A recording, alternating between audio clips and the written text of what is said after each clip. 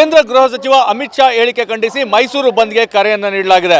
ಮೈಸೂರು ಬಂದ್ಗೆ ಬೇಕಾದಂತಹ ಎಲ್ಲ ರೂಪುರೇಷೆಗಳ ಸಿದ್ಧತೆ ಭರ್ಜರಿಯಾಗಿ ನಡೆದಿದೆ.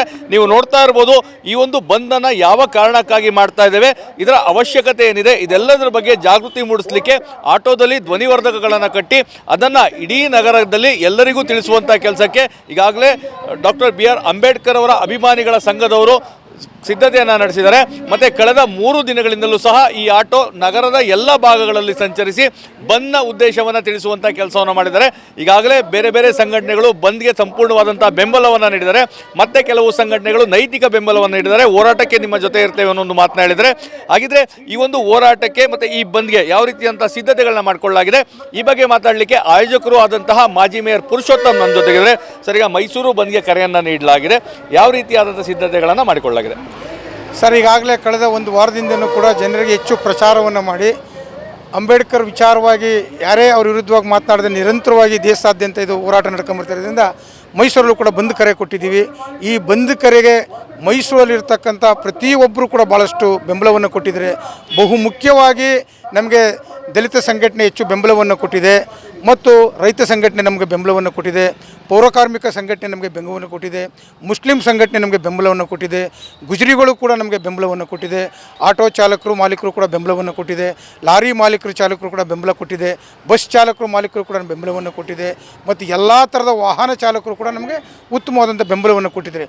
ವಿಶೇಷವಾಗಿ ಮತ್ತು ಹೋಟೆಲ್ ಮಾಲೀಕರ ಸಂಘದ ಅಧ್ಯಕ್ಷರಿಗೆ ಕೊಟ್ಟಂಥ ಸಂದರ್ಭದಲ್ಲಿ ಅವರು ಕೂಡ ಇವತ್ತು ಮಾಧ್ಯಮದ ಮೂಲಕ ಎಲ್ಲ ಹೋಟ್ಲು ಕೂಡ ಬಂದ್ ಮಾಡಬೇಕು ಅಂತಕ್ಕಂಥದ್ದು ಕೂಡ ಮಾಹಿತಿಯನ್ನು ಕೂಡ ಕೊಟ್ಟಿದ್ದಾರೆ.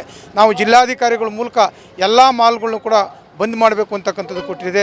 ಮತ್ತು ಇಲ್ಲಿ ರಸ್ತೆ ಬದಿ ವ್ಯಾಪಾರಿಗಳು ಕೂಡ ಇವತ್ತು ಹೂ ಮಾರ್ತಕ್ಕಂಥವ್ರು, ಹಣ್ಣು ಮಾರ್ತಕ್ಕಂಥವ್ರು, ತರಕಾರಿ ಮಾರ್ತಕ್ಕಂಥವ್ರು, ಎಲ್ಲ ಥರದ ಸಾಮಗ್ರಿಗಳು ಮಾರ್ತಕ್ಕಂಥವ್ರು ಕೂಡ ಅಂಬೇಡ್ಕರ್ ವಿಚಾರವಾಗಿ ನೀವು ಹೋರಾಟ ಮಾಡ್ತಿರ್ತಕ್ಕಂಥದ್ದು ಸಮಂಜಸ, ಈ ದೇಶದಲ್ಲಿ ಏನಾದ್ರು ಕೂಡ ಒಂದು ಸಮಾನತೆ ಸಿಕ್ಕಿದೆ ಅಂದರೆ ಅದು ಅಂಬೇಡ್ಕರ್ ಅಂತಕ್ಕಂಥದ್ದನ್ನು ಕೂಡ ವ್ಯಕ್ತಪಡಿಸಿದ್ದಾರೆ. ಸರ್, ನಾಳೆ ಒಂದು ಪ್ರತಿಭಟನೆಯ ರೂಪುರೇಷೆಗಳೇನಿರ್ತದೆ, ಪ್ರತಿಭಟನಾ ಮೆರವಣಿಗೆ ಇರುತ್ತಾ ಅಥವಾ ಏನೇನೆಲ್ಲ ಇರುತ್ತೆ ಅಂತ? ಸರ್, ಈಗಾಗಲೇ ನಾವು ಸಂಬಂಧಪಟ್ಟಂಥ ಪೊಲೀಸ್ ಇಲಾಖೆಗೆ ಮನವಿಯನ್ನು ಮಾಡಿದ್ದೀವಿ. ನಾವು 4 ದಿಕ್ಕಿನಲ್ಲೂ ಕೂಡ ಬಂದ್ ಮಾಡ್ತೀವಿ.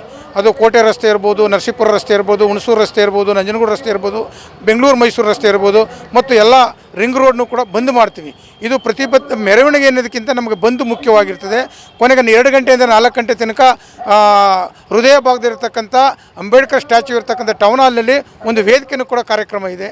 ಆ ವೇದಿಕೆಯಲ್ಲಿ ನಮ್ಮೆಲ್ಲ ಮೆಸೇಜ್ಗಳನ್ನು ಕೂಡ ಅಲ್ಲಿ ಕೊಡ್ತಕ್ಕಂಥದ್ದು ಕೂಡ ಆಗ್ತದೆ. ಸರ್, ಈಗ ಒಂದು ಕೆಲವು ಸಂಘಟನೆಗಳು ನಾವು ನೈತಿಕ ಬೆಂಬಲವನ್ನು ಕೊಡ್ತೇವೆ, ಬಂದ್ ಮಾಡೋದಿಲ್ಲ. ಈಗ ಹೋಟೆಲ್ ಮಾಲೀಕರ ಸಂಘದ ಅಧ್ಯಕ್ಷರು ಸಹ ಹೇಳಿದ್ದು, ನಾವು ಹೋಟೆಲ್ಗಳನ್ನ ತೆರಿತೇವೆ, ಕಪ್ಪು ಪಟ್ಟಿಯನ್ನು ಧರಿಸಿ ಪ್ರತಿಭಟನೆಗೆ ಸಾಥ್ ಕೊಡ್ತೇವೆ, ಪ್ರತಿಭಟನೆ ಇದ್ದರೆ ನಾವು ಜೊತೆಗೆ ಹೋಗ್ತೇವೆ, ಆದರೆ ಹೋಟೆಲ್ಗಳನ್ನ ಬಂದ್ ಮಾಡೋಂಥ ನೈತಿಕ ಬೆಂಬಲವನ್ನು ಕೆಲವರು ಹೇಳಿದ್ದಾರೆ.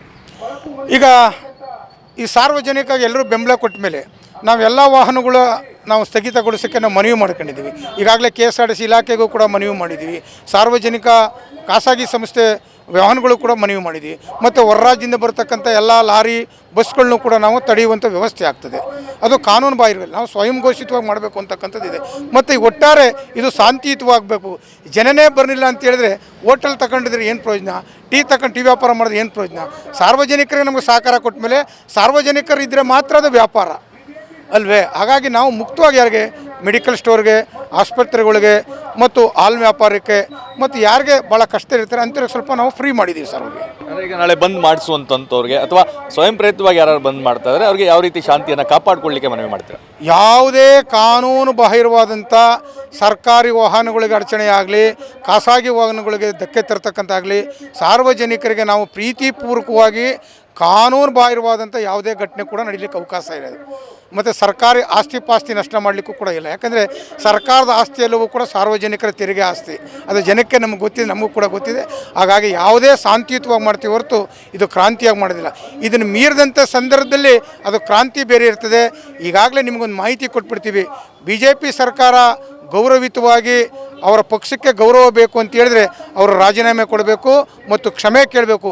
ಇಲ್ಲ ಅಂದರೆ ಏಪ್ರಿಲ್ ತಿಂಗಳಿಗೆ ಡೆಲ್ಲಿ ಚಲೋ ಮಾಡ್ತಕ್ಕಂಥದ್ದನ್ನು ಕೂಡ ಈ ಸಂದರ್ಭದಲ್ಲಿ ಹೇಳಲಿಕ್ಕೆ ಇಷ್ಟಪಡ್ತೀನಿ. ಇದು ಮಾಜಿ ಮೇಯರ್ ಪುರುಷೋತ್ತಮ್ ಅವರದ ಸ್ಪಷ್ಟವಾದಂತಹ ಮಾತುಗಳು. ಶಾಂತಿಯುತವಾಗಿ ಸಾಂಕೇತಿಕ ಪ್ರತಿಭಟನೆಯನ್ನು ಮಾಡ್ತಾ ಇದ್ದೇವೆ, ಮುಂದೆ ಅಗತ್ಯ ಕ್ರಮಗಳನ್ನು ಕೈಗೊಳ್ಳಲಿಲ್ಲ ಅಂದರೆ ಕ್ರಾಂತಿಯ ಹಾದಿಯನ್ನು ತುಳಿತೇವೆ, ಅದಕ್ಕೆ ಸರ್ಕಾರವೇ ಹೊಣೆ ಆಗ್ತದೆ. ನಾಳಿನ ಬಂದ್ ಸಂಪೂರ್ಣ ಯಶಸ್ವಿ ಆಗ್ತದೆ. ಎಲ್ಲರೂ ಸಹ ಬೆಂಬಲವನ್ನು ನೀಡಿದ್ದಾರೆ, ಸ್ವಯಂ ಪ್ರೇರಿತವಾಗಿ ಬೆಂಬಲವನ್ನು ನೀಡಿದ್ದಾರೆ. ಹೀಗಾಗಿ ಶಾಂತಿಯುತವಾಗಿ ಬಂದ್ ಆಚರಣೆಯನ್ನು ಮಾಡ್ತೇವೆ ಅನ್ನೋದು ವಿಶ್ವಾಸವನ್ನು ವ್ಯಕ್ತಪಡಿಸಿದ್ದಾರೆ. ಕ್ಯಾಮ್ರಾ ಪರ್ಸನ್ ಪ್ರಮೋದ್ ಜೊತೆ ರಾಮ್, TV9 ಮೈಸೂರು.